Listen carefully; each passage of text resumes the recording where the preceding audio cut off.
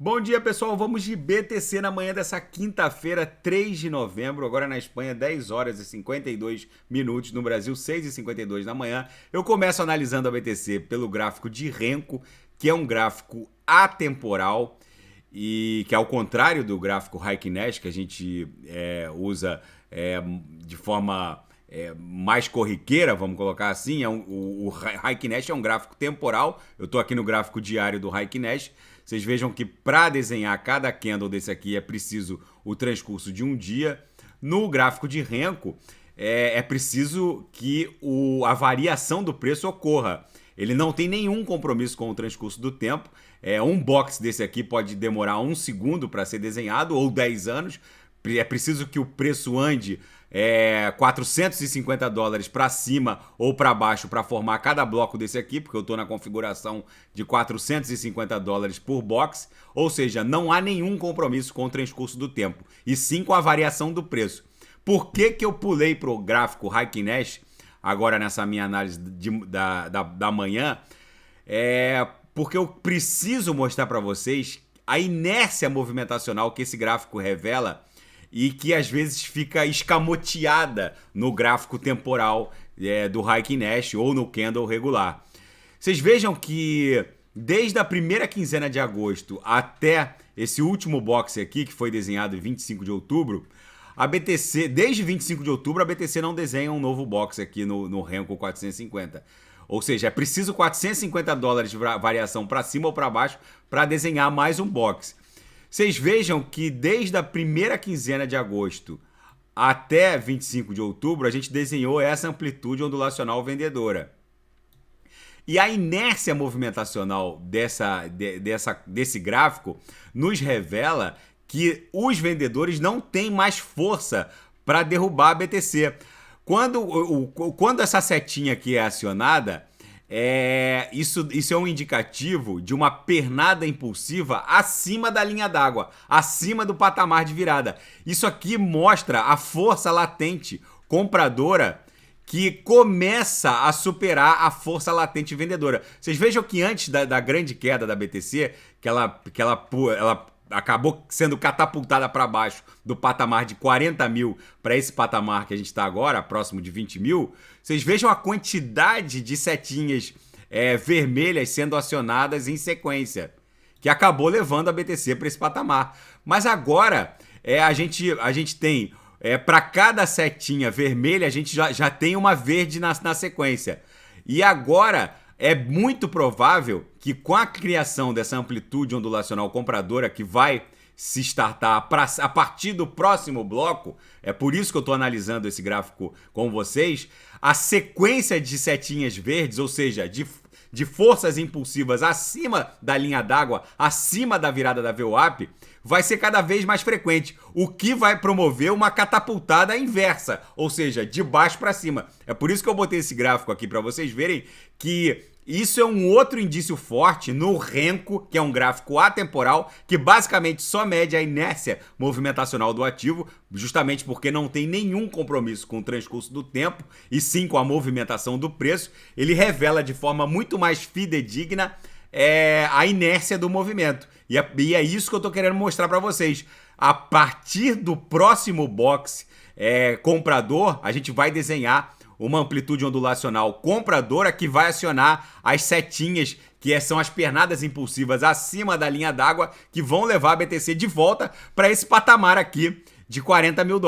E a gente vai ter um pullback ali em 30 mil. É isso que eu quero demonstrar para vocês. A gente está muito próximo de acionar no Renko uma bela amplitude ondulacional compradora. No gráfico Heikin Nash temporal, no diário, a gente basicamente entrou para dentro da nuvem e agora veio testar a mediana do canal de Keltner, que se confunde com a base da nuvem aqui no diário. Na projeção, a nebulosidade avermelhada está perdendo espessura rapidamente. Já isso aqui vai criar uma bela nuvem esverdeada, devolvendo o controle da BTC para os compradores. É por isso que o Heikin Nash também está dando indicativos fortes de que vem uma bela amplitude ondulacional compradora para possivelmente buscar algo no mínimo até $30 mil. No intraday, a BTC tá absolutamente didática, daqui a pouco eu vou ofertar os sinais. Basicamente, a gente beijou a upper, voltamos para a VWAP e agora a BTC tá aprisionada ali no patamar da VWAP, que está exatamente em 20.300. E a gente está orbitando o patamar da VWAP e é bem provável que agora vai ter um movimento brusco e eu já vou ofertar os sinais na sala de sinais. Na seara fática, a Binance Brasil pode ter sua sede no Porto Maravilha. O hub de inovação na região portuária no Rio de Janeiro pode ser o destino da corretora Binance. Vamos ver se eles vão escolher efetivamente a sede no Rio de Janeiro. Eles estão com um escritório inaugurado recentemente em São Paulo. E o governo chinês já possui mais Bitcoin que a MicroStrategy, com a última apreensão através das forças de repressão criminal, que desmantelou um esquema Ponzi alegado pelas autoridades chamado Plus Token. O governo chinês agora detém mais BTC que a MicroStrategy. Apreendeu agora na última operação 194.775 BTCs. Por lei, todas as bitcoins apreendidas pelo sistema de repressão criminal chinês pertencem à República Popular da China. E com isso a China vai criando uma reserva cambial em BTC, vamos colocar assim.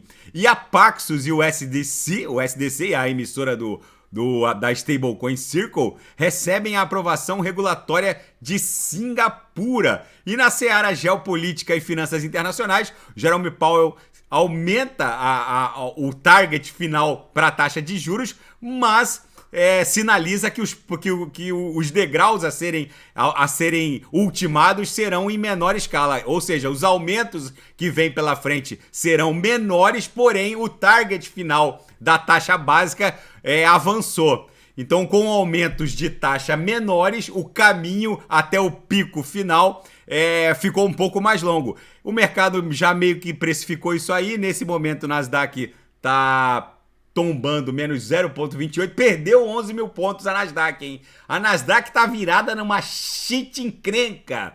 É um verdadeiro privilégio para nossa geração poder ver a extinção da Web 2, a morte da Web 2 e essas big techs multitrilionárias que vão uma a uma perdendo o market cap de 1 trilhão. O Facebook caiu de 1,2 trilhão para 348 bilhões. A Microsoft caiu de 1,7 trilhão para um pouco mais de 600 e poucos bilhões. E elas, uma a uma, cada Big Tech vai deixando para trás os seus respectivos market caps trilionários, voltando para o setor, para a seara de bilhões, né? Para essa ordem de grandeza de bilhões. E meio que encontrando a ordem de grandeza do mundo cripto, que rapidamente avança em direção aos trilhões. Só um cego não consegue ver que dados e riqueza vão trafegar em ecossistemas da Web3, estão claramente abandonando os ecossistemas jurássicos da Web2 e a grande fronteira dessa história muito provavelmente vai ser atravessada por essa parceria Elon Musk e CZ.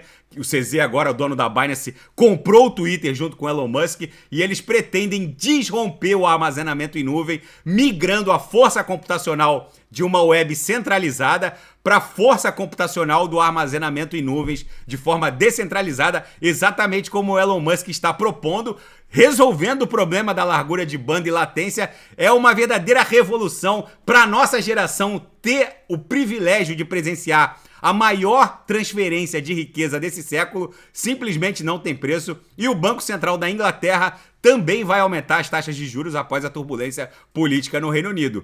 É o novo normal, porque o americano aumenta de lá e acaba forçando. Porém, o aumento vai ser de 3/4 de ponto.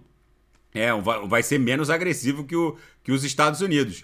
E os Estados Unidos da América prometem jamais aceitar a Coreia do Norte como um estado de armas nucleares. Lembrando, gente, que esse aumento do Banco Central britânico, ele não tem um alvo tão agressivo quanto o alvo norte-americano. Segundo a reportagem, o aumento não vai tão longe quanto o propugnado pelo Jerome Powell do Banco Central norte-americano, pelo Fed.